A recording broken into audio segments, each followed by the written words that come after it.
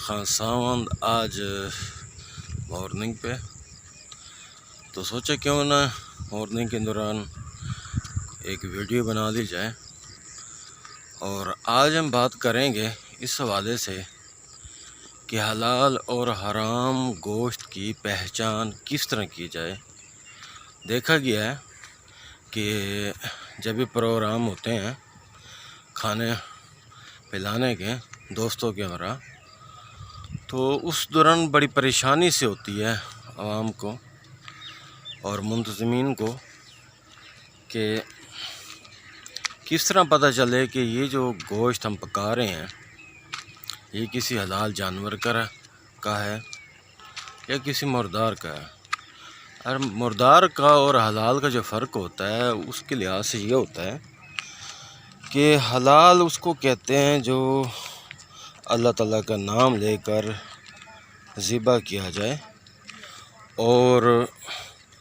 مردار اس کو کہتے ہیں جو کسی بیماری یا اچانک کسی وجہ سے جانور جو ہے نا مر جائے، لیکن اس کا جو بدنیت مالک ہو نا وہ اس کو قصاب کو فروخت کر دے، اور قصاب ایسا بدنیت کہ وہ منافع کے لالچ میں دوسروں کو مضر صحت گوشت کھلانے کے لیے تیار ہو جائے۔ یہ اس دور کا ایک بڑا المیہ ہے،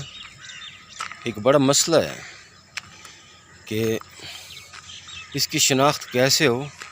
کہ ہم لوگ حلال گوشت کھا رہے ہیں۔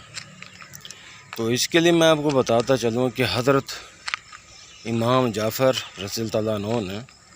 انہوں نے اس کی بہت ہی آسان سے الفاظوں میں شناخت بتائی ہے، جس سے آپ آسانی سے شناخت کر سکتے ہیں کہ یہ جو گوشت ہے حلال ہے یا حرام ہے۔ اس کا طریقہ کار یہ ہے کہ جب بھی آپ نے کوئی پروگرام کرنا ہو، دعوت کرنی ہو اور دیکھنا ہو کہ گوشت حلال ہے یا حرام ہے، تو جو حلال گوشت ہوتا ہے اس کو اگر ہم لوگ آگ پر بھونیں، یعنی گوشت کی ایک بوٹی آپ کاٹ لیں، کاٹنے کے بعد اس کو آگ پر جب ہم بھونیں گے